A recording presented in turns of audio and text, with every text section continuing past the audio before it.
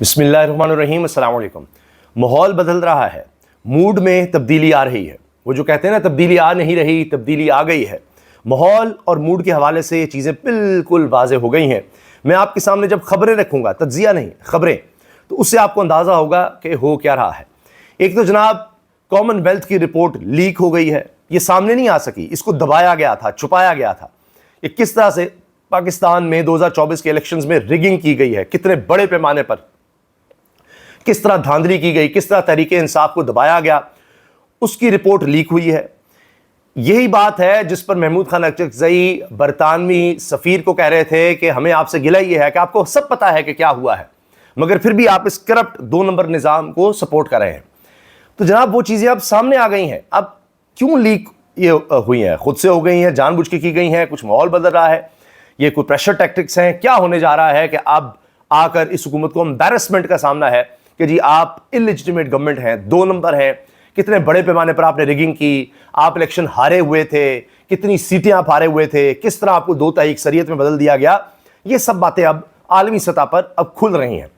इसके अलावा मौजूदा निज़ाम के अपने, मौजूदा सिस्टम के अपने अब खबरदार कर रहे हैं कि होश के नाखून लें, लोगों में गम गुस्सा बढ़ रहा है और ये सब कुछ फट भी सकता है। ये बातें अब होने लगी हैं। इसके साथ साथ हबीब अकरम साहब, सीनियर साफ़ी, वो ये कहते हैं कि आप ज़रा जो कैपिटल्स हैं, ताकत के जो महवर हैं, वहाँ ज़रा फ़ोन लगाइए। आपके वहाँ पर अगर लोग हैं तो ज़रा उनसे पूछिए कि क्या इमरान खान दोबारा इंटरनेशनल लेवल पर डिस्कशन में नहीं आ गए, क्या दोबारा इमरान खान साहब पर बातचीत नहीं हो रही। चाहे लाहौर चले जाएँ, यानी सूबाई दारुल हुकूमत, तख्ते पंजाब, तख्ते लाहौर, या इस्लामाबाद जाएँ। यही नहीं, ज़रा रियाज से पता कर लें, सऊदी अरब के कैपिटल से, बरतानिया की कैपिटल से पता कर लें, लंदन के बाद आप फिर वाशिंगटन चले जाएं, अमेरिका से पता कर लें। तो जहां भी आप जाएंगे आपको पता लगेगा कि वहां पर अहम हलकों में इमरान खान साहब डिस्कस हो रहे हैं। तो ये ऐसी नहीं है। और ये जो दिखाया गया था ना कि जी इमरान खान बहुत ज़्यादा बुनियाद परस्त है, कोई एक्सट्रीमिस्ट है, वो तालिबान खान है, फलां है, ये है, वो है, अब वो लोग इस चीज़ को बाय नहीं कर रहे, इस चीज़ को नहीं मान रहे।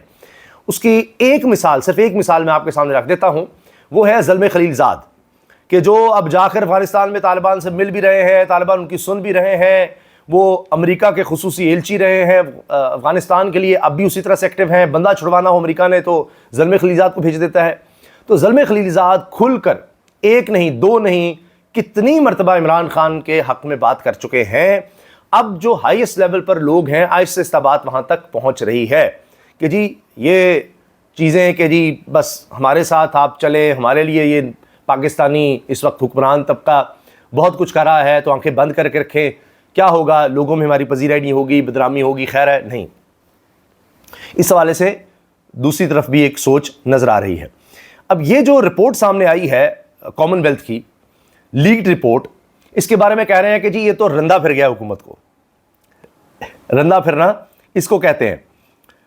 सिर्फ यही नहीं, इसकी डिटेल्स जो है, एक एक जुमला, एक एक बात जो इसमें की गई है, वो भी रंदा फिरने के बराबर है। कॉमनवेल्थ ऑब्जर्वर ग्रुप ने पूरे इलेक्शन 2024 पर, उसकी साख पर, मौजूदा हुकूमत की साख पर रंदा फेर दिया, इलेक्शन कमीशन पर भी।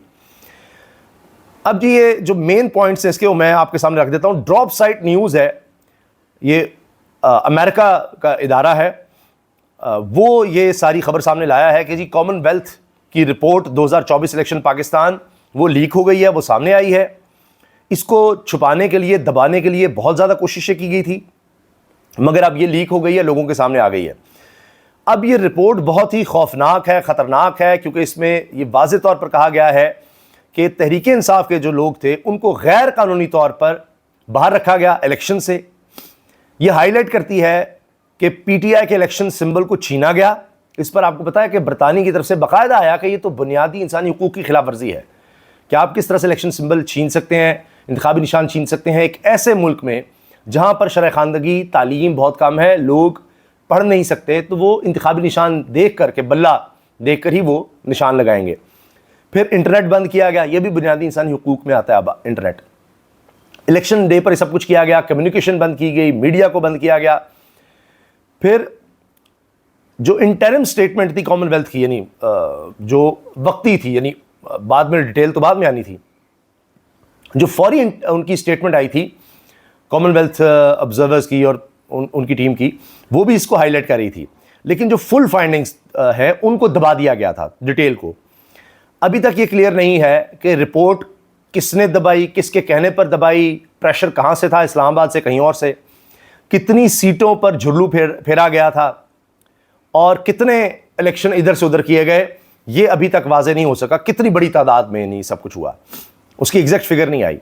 اس میں بڑے سوال اٹھائے گئے ہیں. پاکستان میں جو کولیشن گورنمنٹ تھی، وہ پی ڈی ایف کی گورنمنٹ، اس کی لیجٹمیسی پر، اس کی حقیقت پر، اس کے قانونی پہلو پر، پھر the credibility of international observer missions, کہ ان کی پھر کیا کریڈیبلٹی رہ گئی ہے جو اپنی رپورٹ نہیں سامنے لا سکے.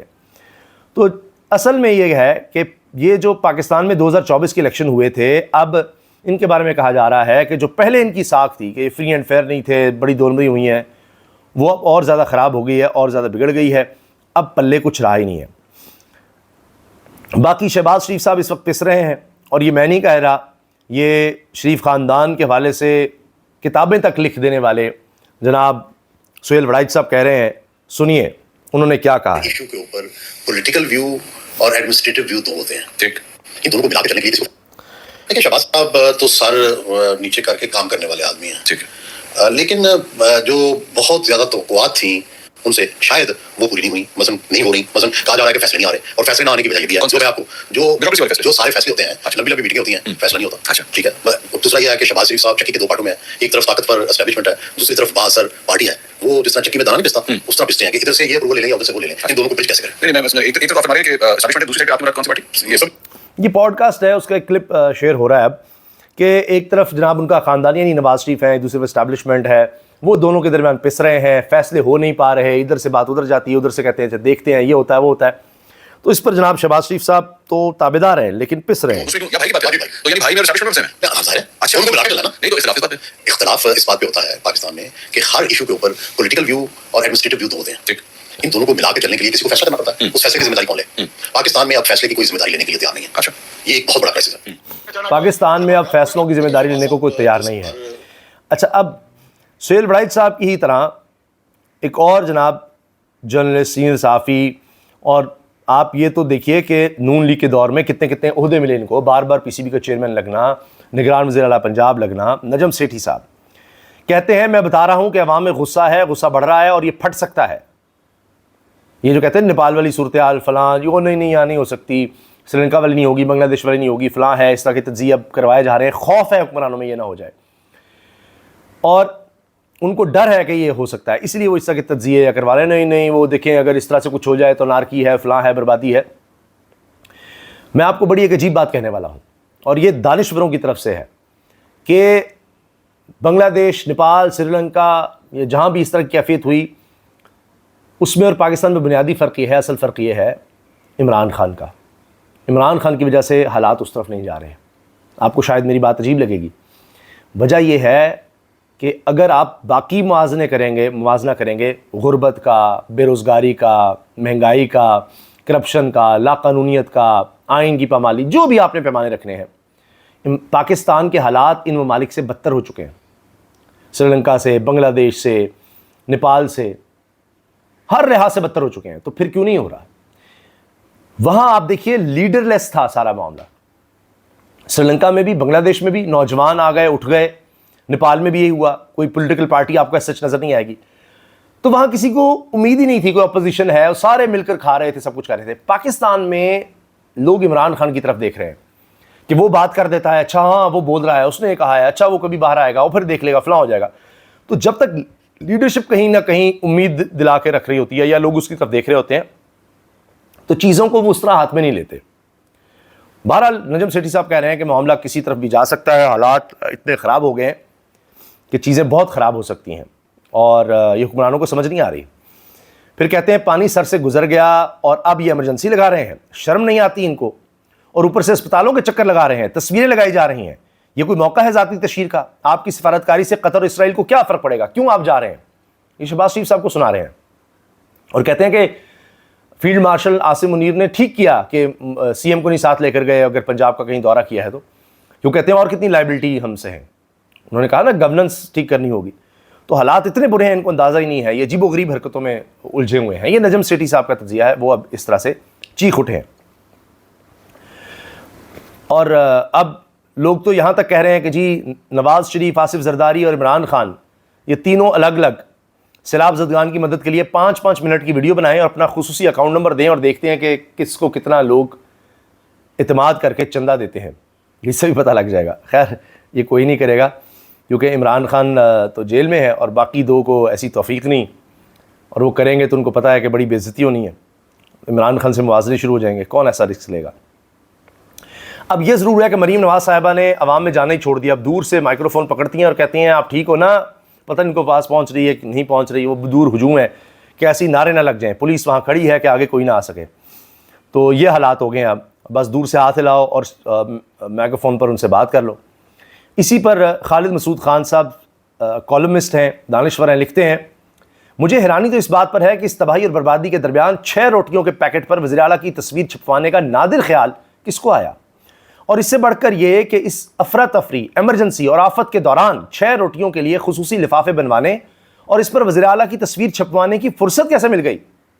وہ ضرور حیران ہو رہے ہیں, لیکن وہ ایک انسانی فطرت کو دیکھ کر, سوچ کو دیکھ کر, غیرت ضمیر کو دیکھ کر یہ بات کر رہے ہیں. یہاں تو 6 روٹیاں چھوڑیے, یہاں تو چھوٹے چھوٹے پیکٹس پر بھی گفٹ ریپ کر کے اس پر زیادہ خرچہ کیا جا رہا ہے, اس پر بھی تصویر ہے اور اس کے بعد یہ کام کیا جا رہا ہے. لوگ رو رو کر ویڈیوز بھیج رہے ہیں کہ ہمارے علاقے میں لوگ مر گئے ہیں, لوگ مر گئے ہیں, آپ کو اندازہ نہیں ہے. یہ جب پانی اترے گا آپ کو پتہ لگے گا. وہ رو رہے ہیں کہ لوگ بھوکے ہیں, پیاسے ہیں, ان تک خوراک نہیں پہنچ رہی, لوگ بھوک سے مرنا شروع ہو گئے ہیں. یہ میں آپ کو جنوبی پنجاب کی بات بتا رہا ہوں. تو کتنا اس چیز کو دبا لیں گے, کہیں نہ کہیں حقیقت سامنے آئے گی. جس طرح یہ کامن ویلتھ کی رپورٹ سامنے آ گئی ہے, لیک ہو گئی ہے. یہ سوشل ڈیجیٹل میڈیا کے دور ہے, آپ 45 ارب روپے کے اشتہارات دے کر الیکٹرانک میڈیا پر جتنا مرضی قدغن لگا دیں, کہیں نہ کہیں سے ویڈیوز آ جائیں گی. ان لوگوں نے جو پھنسے ہوئے ہیں انہوں نے خود بھی کہیں ویڈیوز بنائی ہوں گی, وہ کہیں سے سامنے آ جائیں گی اور پتہ لگے گا کس طرح لوگ بے یار و مددگار تھے.